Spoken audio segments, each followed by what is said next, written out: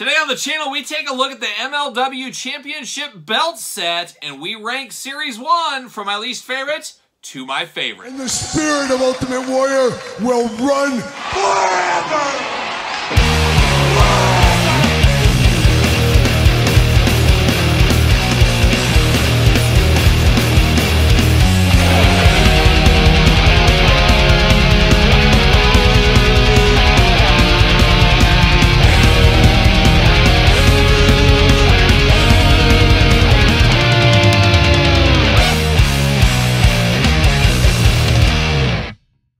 Welcome everyone, Kyle here, and welcome back to the channel for another MLW Boss Fight Series 1 unboxing and review with bonus set rankings. Yes, bonus set rankings in this very video, but today we're first going to take a look at this MLW belt pack that was part of Series 1. We'll look through this one, and then in the back half, we'll rank Wave 1 from my least favorite to my favorite. But of course, we're going to do this review like we do all the other reviews on the channel. We're going to take a look at the packaging. We're going to talk about it. We're going to unbox it. We're going to talk about it.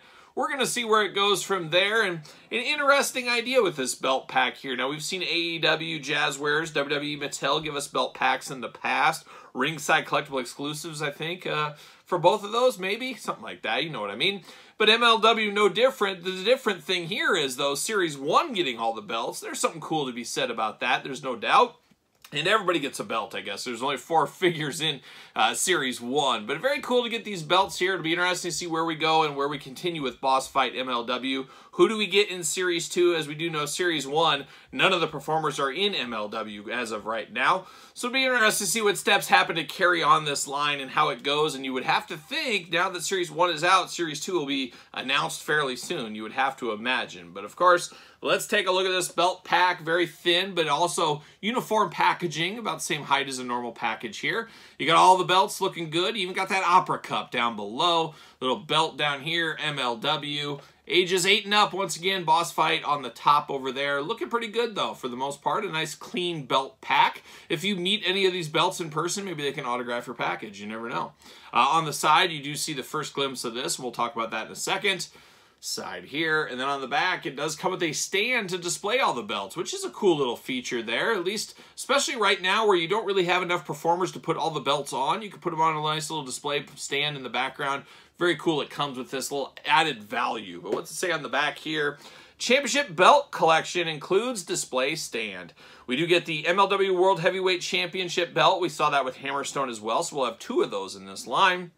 We get the MLW World Featherweight Championship, MLW World Tag Team Champion Belt 1 and 2, so you get both tag team titles. MLW World Middleweight Champion, and MLW World Openweight Champion, and we also get the Opera Cup. So playing all those hits on the belt department right here today. Can I get them out of the box, though? And then on the back, of course, you got the cross-sell, and like I said, we've unboxed every single one of these on the channel, so make sure you do check that out. Well, there's a little disappointment here. Now, for some reason, I thought this was going to be like a plastic belt stand. It just seems to be cardboard. You kind of make it yourself. So, I don't know what I think about that. It's not as exciting as I thought it was going to be, I guess. A little wind out of my sails, dare I say.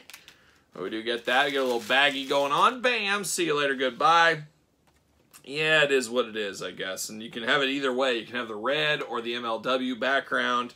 And then you do get the little things in the middle that kind of hold things. You get the MLW logo.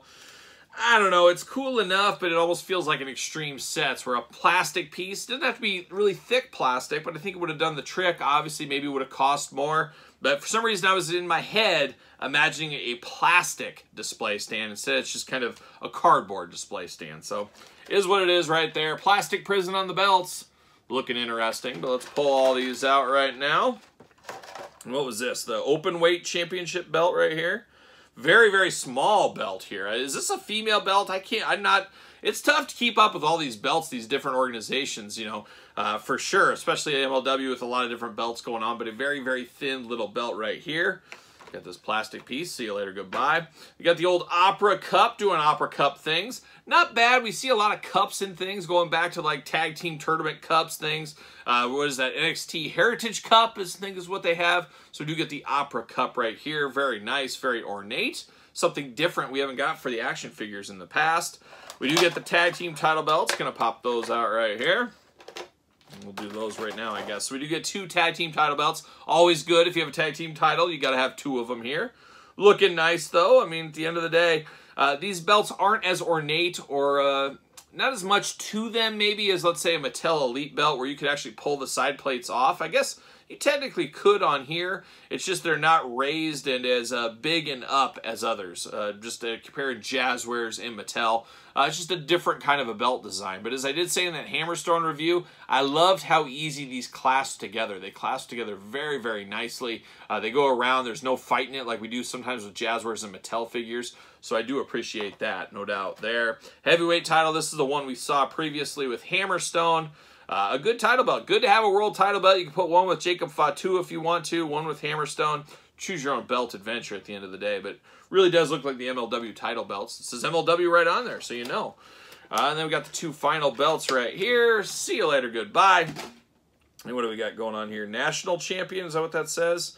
And this one says the middleweight champion. So you got the middleweight title belt and this one here. So interesting. I wouldn't say iconic designs, but that's not their fault. It takes a while to have an iconic design. The world title, the intercontinental titles from WWE, the AEW heavyweight title. It took some time. It wasn't iconic from the get-go. And, you know, MLW only really been with these title belts for 3 years, 4 years, maybe tops at this point. So it does take some time, and I'm sure they'll get there eventually. But a belt pack, not something that screams that I need for me necessarily, especially in Series 1, but I know there is a lot of fans in the action figure game that collects just belts, so you may enjoy this. So I might see some people buying it just for the belts and not getting the figures as well.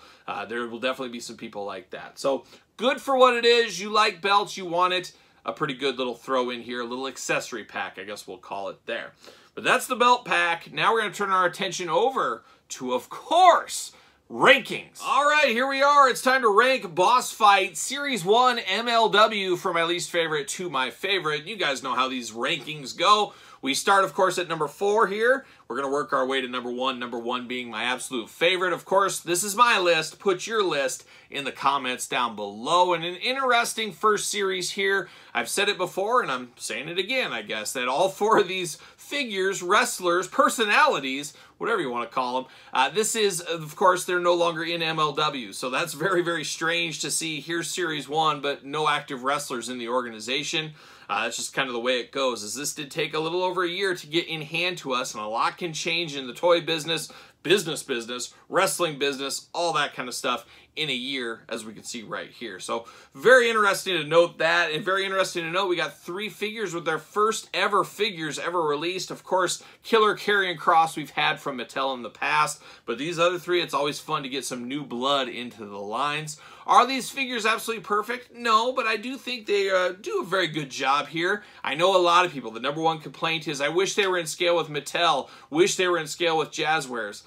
I get that feedback, of course, but this is Boss Fight. It is their toy line. They're not trying to be Mattel. They're not trying to be Jazzwares. They want to be their own thing. There's different ways you can look at that. I do think, though, however, we hear the complaints. I wonder if they were straight up Mattel Jazzwares styled, height-wise, would people dive in on this? Would that change a lot of things? I don't know, but I could see that. Personally, I could say, well, I really want this guy in my bloodline, Jacob Fatu. I'm going to put him over there because he works with the Mattel figures. Now, they're close enough to be dangerous, I'll definitely say that, and a little smoke and mirrors go a long way in your collection, that's for sure, but they are not perfectly in scale with our Jazzwares and our Mattel Elites and basic figures. They're just not. So that might harbor some negative feelings toward the line, I guess, for some people. They might not want to have anything to do with it. Non-scale don't want anything to do with it, but at the end of the day, it's that company's choice. They can choose their own scale, but they can also choose to not sell product or sell a lot of product if it's the way the customer and the consumer wants it to be. So a little interesting there. One gripe I did have, especially with Hammerstone and Killer Kross, maybe a little bit of a tanner skin tone would have been good. They are awfully, awfully pale. They're not super, super tan guys like Hollywood Hulk Hogan in the hot dog tan days, but they could have used a little bit more tan. Little gripe there, but that is something that would have worked. Obviously, you could always say, hey, Hammerstone would have loved to seen a jacket with him. Not really in the cards. Of course, they got budgets they have to keep to on these kind of things as well. But without further ado, let's kick it off. Let's start at number 4. And number 4 is the easiest selection here for me. I'm going to have to put Killer Karrion Kross at number 4. And a lot of that is we've had a lot of basics of him. We've had elites of him. We've had him in the past. So he doesn't feel as fresh and new as some of these other ones do. He also feels a little bit smaller, especially in the video where we compared him next to his Mattel Elite. It just felt like lesser than the Mattel Elite, at least in this circumstance here. But I did like the accessory with him. I like the extra heads with him. All in all, not a terrible figure, but I can see a lot of people saying, well, I'll just get the Mattel Elite or Basic. It's easier to find, and it is cheaper at the end of the day.